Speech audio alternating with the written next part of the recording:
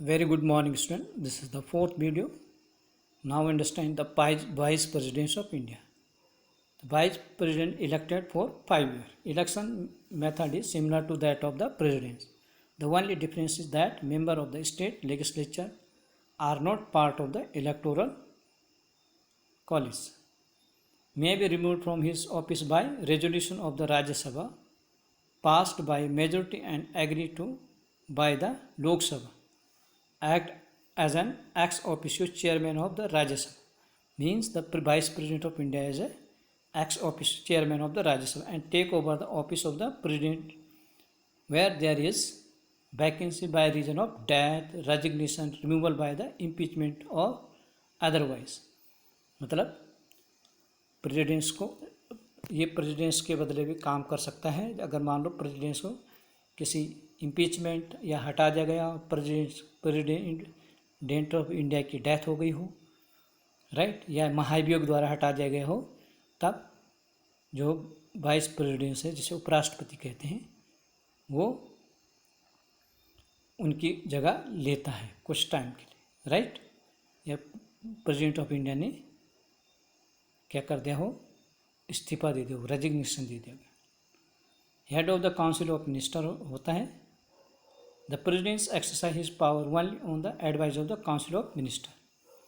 In the parliamentary form it is essential that prime minister has the support of the majority in Lok Sabha. This support by the majority also make the prime minister very powerful.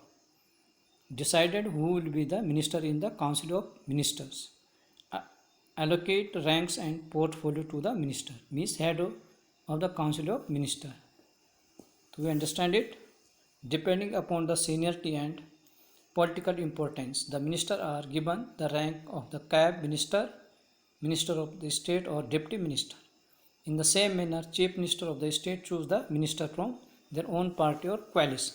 The prime minister and all the ministers have to be member of the parliament. If someone become a minister or prime minister without being an MP, such person has to get elected to the parliament within 6 months. Means कोई व्यक्ति अगर मान लो prime minister का दावेदार है और वो कहीं से जीत करके नहीं आया है और उसको head of the council of minister बनना है यानी और प्राइम मिनिस्टर बनना है, तो उसके बाद जो है उनको जो है कम से कम या चीफ मिनिस्टर बनना है, उसके बाद उन्हें फिर से चुनाव इलेक्शन लड़ना पड़ेगा जहाँ से कोई उनकी पार्टी का वो जो सीट छोड़ेगा, लोकसभा की हो या विधानसभा की हो, तो उसके बदले में 6 महीने के अंदर अंदर उनको वहाँ पे जीतना होगा, राइट। अगर वो कोई जगह मान लो नरेंद्र मोदी प्राइम मिनिस्टर हैं, वो वाराणसी से चुनाव लड़ते हैं, लेकिन अगर वो कहीं से चुनाव न लड़े और उनको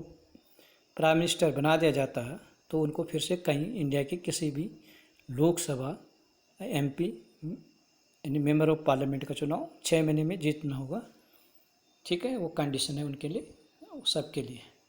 तो we understand the function of the vice president and the prime minister and the chief ministers also, right. Hope you understand it. Thanks for watching this.